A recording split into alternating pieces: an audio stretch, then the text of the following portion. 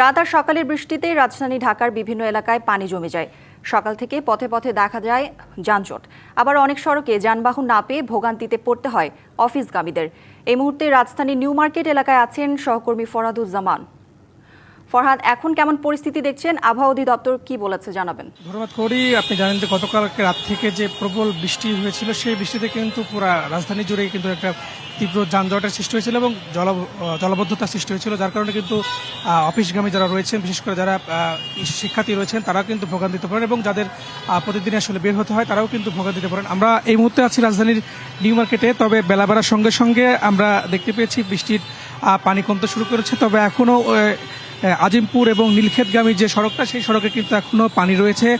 যেখানে ফুটপাতে দোকানিরা বসে, তারা কিন্তু আজকে এই পানির জন্য বসতে পারেনি। আপনি দেখতে পাচ্ছেন কিছুটা এখনো যানজট কিন্তু আছে। তবে পাশের সড়কে ছিল, সেই সড়কটা কিন্তু এখন পানি কমে গেছে। তবে নিউ মার্কেটের ভিতরে যে দোকানগুলো রয়েছে, যে ভিতরটাতে রয়েছে, সেখানে কিন্তু এখনো পানি রয়েছে। আপনি দেখতে পাচ্ছেন এই যে সড়কটাতে, এই সড়কটাতে কিন্তু এখনো পানি রয়েছে, যার কারণে কিন্তু এখনো ভোগান্তিটা রয়েছে। আপনার প্রিয় কাপড়ের যত্নে এলো এনজাইম সমৃদ্ধ Arik silver wash detergent powder 500 গ্রাম মাত্র 70 টাকা। প্রিমার্ক।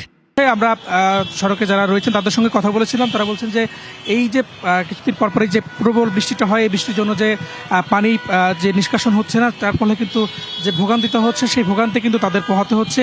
সিটি কর্পোরেশনকেও তারা দোষারোপ করেছেন। তারা বলছেন যে তাদের এই অদক্ষতার কারণেই কিন্তু আসলে এই বারবার সড়কে পানি জমে যাওয়ার কারণে কিন্তু এই জলাবদ্ধতার সৃষ্টি হচ্ছে। এবং বিভিন্ন সড়কে আমরা কথা বলেছি, অনেক জায়গাতে কিন্তু বিভিন্ন পরিবহন কিন্তু অচলাবস্থা হয়ে পড়ে গেছে এবং অনেক জায়গায় কিন্তু গাড়ি নষ্ট হয়ে যাওয়ার কারণে কিন্তু এগোতে পারছে না। তার ফলে কিন্তু পুরো রাজধানী জুড়েই আমরা দেখেছি একটা যানজটের সৃষ্টি হয়েছে। এবং এর যারা অফিসগামী রয়েছে এবং যারা গুরুত্বপূর্ণ কাজে রয়েছেন, বিশেষ করে যারা হাসপাতাল সহ অন্যান্য জায়গাগুলো রয়েছে, তাদের কিন্তু একটা ভোগান্তি বাড়ছে।